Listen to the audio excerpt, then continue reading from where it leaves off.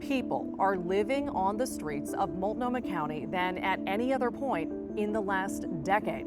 That's according to the 2019 point-in-time count, which tallied up 2,037 unsheltered people in Multnomah County. That's up 22% from the last count in 2017.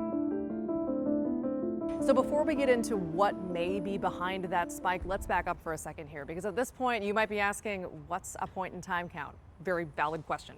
Essentially, it's a head count of an area's homeless population. Still there.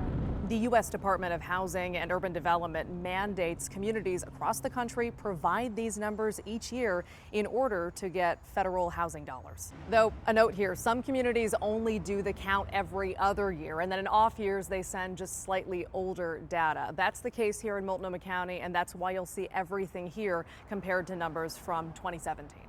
But it's cold out here, you know? So here's how it works. Communities pick a night within the last 10 days of January, and on that night, trained volunteers spread out and they literally count people living on the streets, in shelters, and in transitional housing. They also try to account for people staying with friends or family. And while out, they ask questions about where people are from, how long they've been houseless, and more.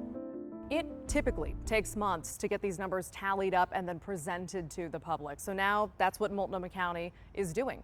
Without further ado, here it is.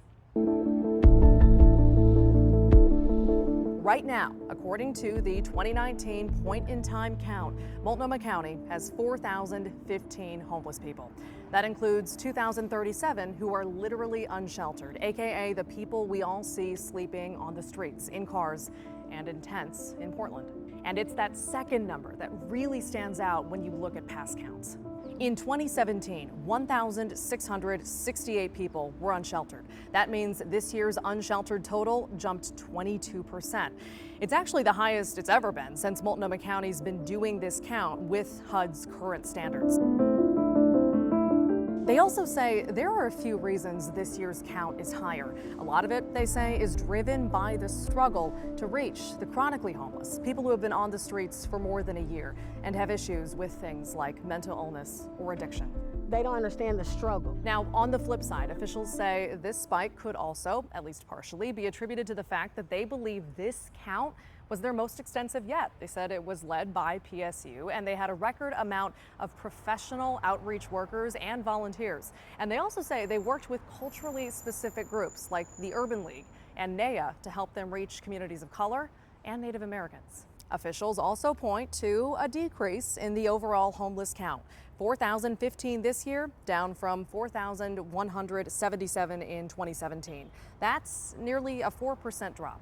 So for more on the 2019 point-in-time count, including what this means for officials handling this crisis moving forward, head to kgw.com.